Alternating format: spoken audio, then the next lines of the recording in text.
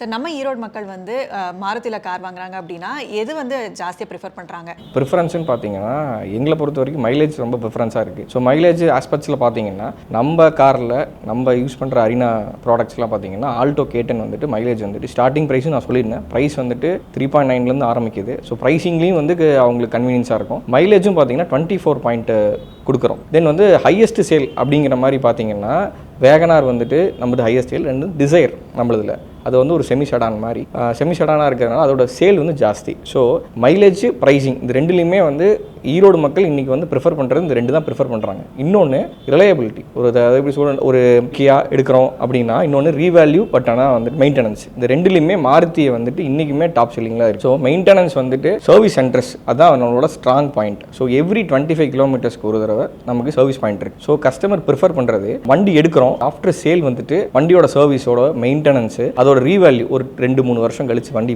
Sale பண்ணுறோம் அப்படின்னா அது என்ன வேல்யூ போகும் இதெல்லாமே ஃபஸ்ட்டே பார்க்குறாங்க. 10,000 கிலோமீட்டர் ஆர் 1 இயர் இந்த ரெண்டில் ஏதோ ஒரு பேக்கப்பில் தான் கொடுக்க போகிறோம். ஸோ ஒரு வருஷம் கஸ்டமர் இப்போ 10,000 கிலோமீட்டர் ஒரு வருஷம் ரன் பண்ணலை அப்படின்னா வருஷத்துக்கு ஒரு தடவை சர்வீஸ் பண்ணால் போதும். ஸோ இந்த ஆஸ்பெக்ட்ஸில் மைலேஜாக இருக்கட்டும், மேடம் சொன்ன மாதிரி கம்ஃபர்ட், ப்ரைஸிங் எல்லாத்துலேயுமே வந்துட்டு மாருதி வந்து ரிலையபிளாக இருக்கும்.